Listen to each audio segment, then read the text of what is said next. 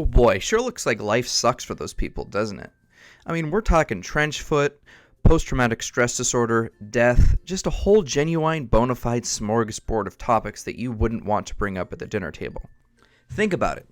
The year is 1812, you're in Europe, and this is the norm of life that most of the young men in Europe get to look forward to every morning.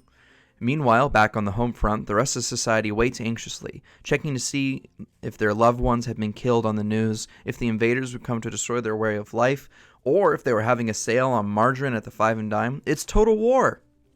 After all, you had everybody and their third cousin born out of wedlock being drafted to go fight in World War I, with a good portion of those people being killed in combat.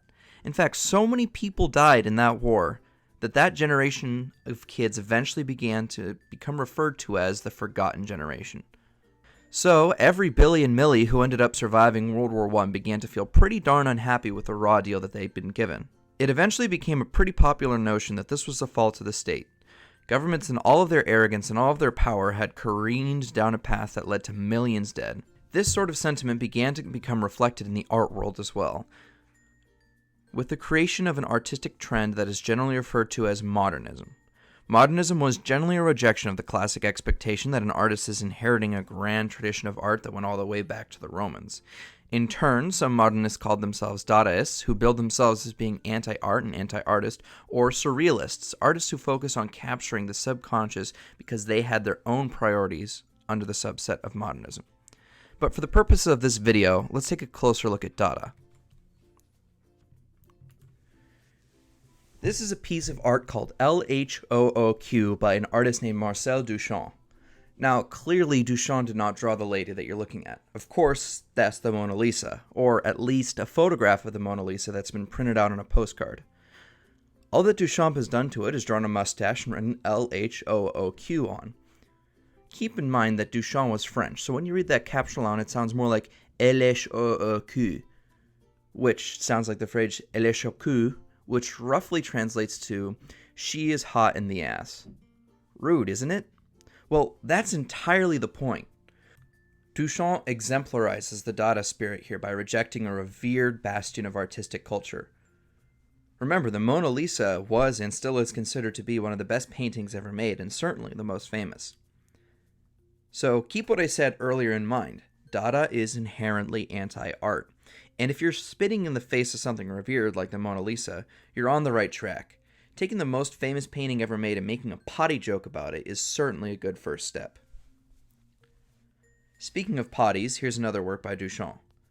Here's some context. A bunch of artists were planning to pool funds and host a grand exhibit in the space that would eventually become Grand Central Station in New York City. Any artist who paid the fee would be allowed to submit their work. So, Duchamp went into some bathroom somewhere, ripped out a urinal, signed some other schmo's name on it, and submitted it as a sculpture named Fountain. Again, pretty rude. It's in line with the vulgar rejection of artistic norms that we saw with LHOQ. However, this is a great example of found art, one of the other most important hallmarks of Dada. Duchamp did absolutely nothing to create the sculpture. He found a urinal and signed it, and not even with his own name.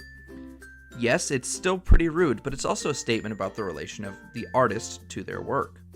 Duchamp is asking us to think about why we suddenly are supposed to care about some frou-frou thing that some guy spent a couple of months on, or why we're supposed to go to an exhibition of just one guy's work. Are we looking at art to deify the artist? Is the artist continuing to perfect her method just by inflating her own ego? In Duchamp's eyes, this obsession with the artist is a symptom of how awful the rest of the world was. A connection between how an obsession with a frou-frou idealized version of an artist is representative of nationalistic obsession or any other belief system that contributed to the violent chaos of the time. Eventually, Dadaism, or at least the people who specifically referred to themselves as the Dadaists, slowly began to die out as surrealism developed.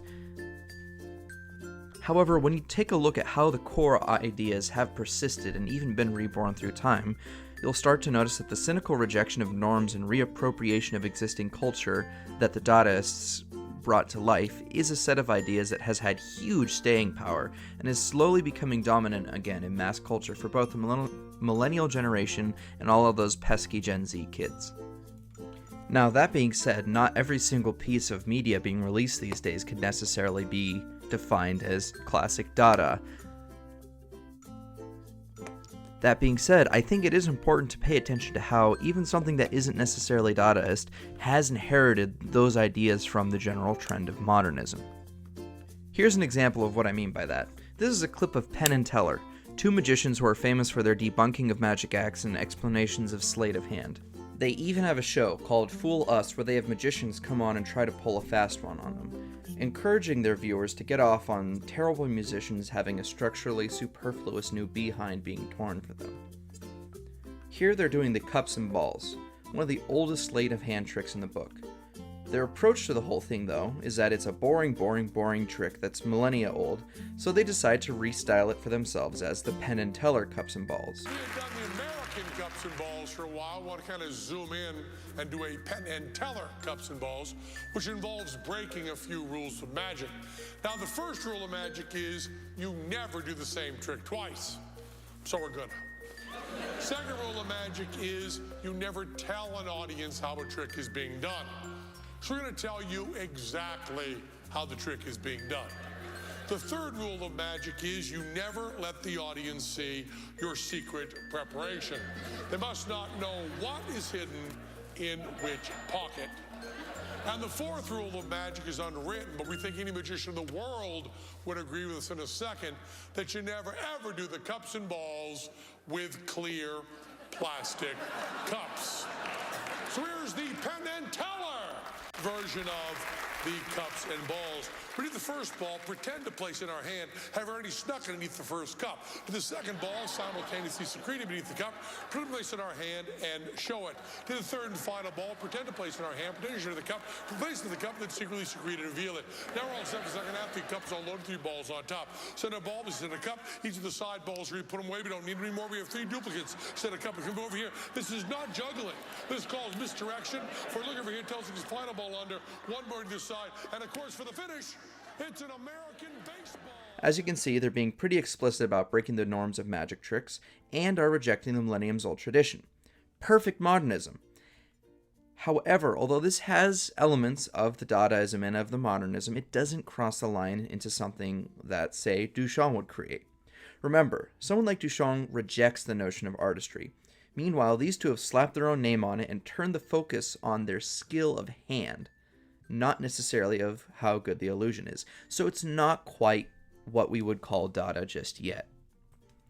Now here's where I go out on a limb, but bear with me. Next up is a bunch of memes. Now, this is weird, but weird memes like this are nearly a perfect reflection on how Dada was born that's going on today.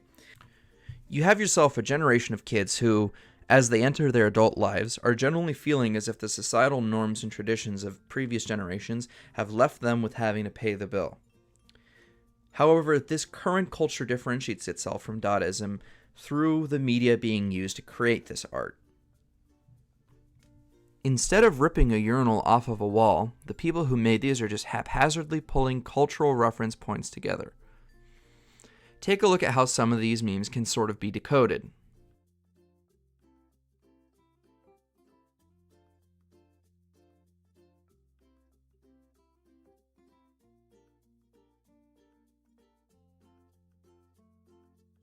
This one's a personal favorite of mine. It's appropriating a famous piece of Dada art, a collage titled The Art Critic, and framing it in a modern context, utilizing a slick reference to the internet's nonsensical obsession with meme frogs.